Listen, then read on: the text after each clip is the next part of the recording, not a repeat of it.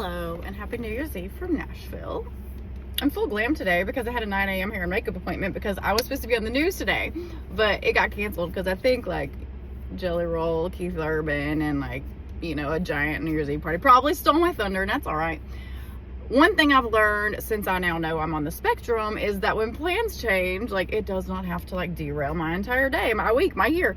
I just roll with it. So got to go to lunch with my partner and full glam. Now I'm ready for alcohol-free karaoke tonight. But I feel really called to tell you a story that is going to open me up to judgment from some people that I know scour my social media for some reason looking to attack me. But that stuff is not bothering me anymore. Just like I think maybe some people would say 42 is too old to get tinsel in your hair. But you know what? This is the year that I quit worrying about all that because the masks came off, because I learned why I felt so uncomfortable for all these years.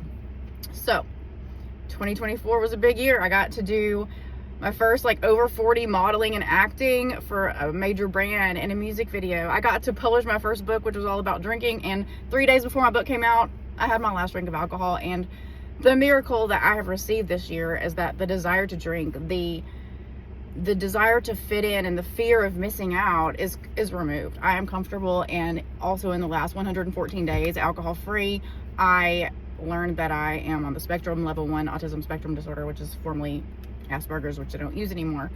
But knowing that has changed my life, and it has made me realize the reason I drank was to feel like normal people. But I'm neurodivergent.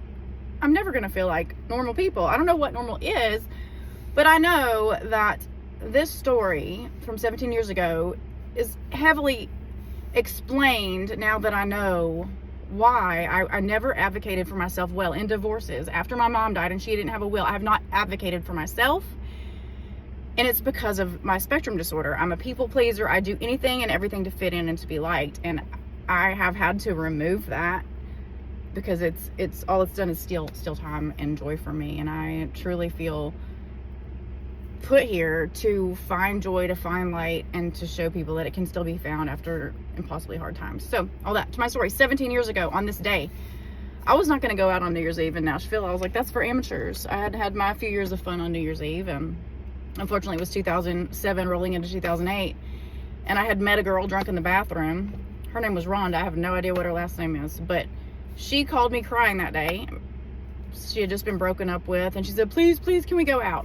And I was like, New Year's Eve, I don't want to, but I was like, we can go to these bars where I feel comfortable and no bartenders. So it's 2000, almost 8. There were no Ubers or Lyfts. So you call for a taxi. There were no taxis. It was a 2-hour wait because it's New Year's Eve. So I drive us to Midtown.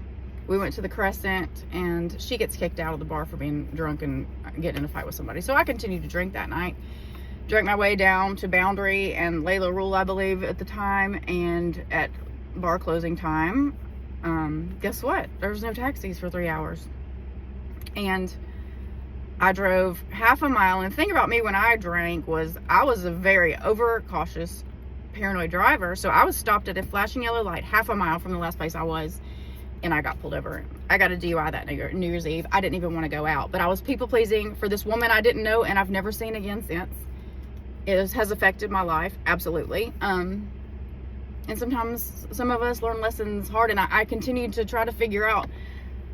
I drank to figure out how to feel like regular people, and that was a tough lesson and a dangerous lesson, and I feel called to share it today because it's New Year's Eve, and people drink and drive, and people use hemp-infused products and drive, and I'm just here to tell you, don't drive. If you even feel like you might question how you're affected, to please call an Uber, please call a Lyft, leave your car. It is worth whatever happens to your car to get a safe, sober ride home. I'm hosting alcohol-free karaoke in what feels like a crazy full circle moment at Killjoy tonight. Sans alcohol, and never felt more happy to be doing so. It is a blessing and a miracle that I'm here today to tell this story. I could have died earlier this year. After a breakup, the alcohol hit me hard and heavy again. I could not stand to be alone with the hell I felt. And at some point, I'm 120 pounds. The alcohol couldn't safely get out of my system to stop cold turkey. So I went to a detox facility this year, and that is where I met my current partner.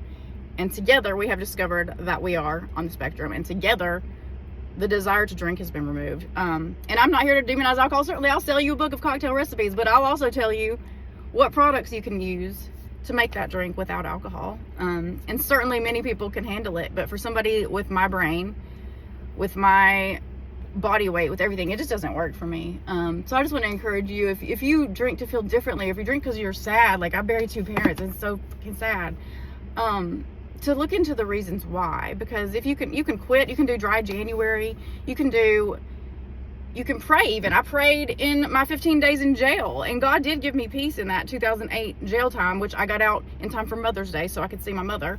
And this year is the first time since that I've felt the same peace about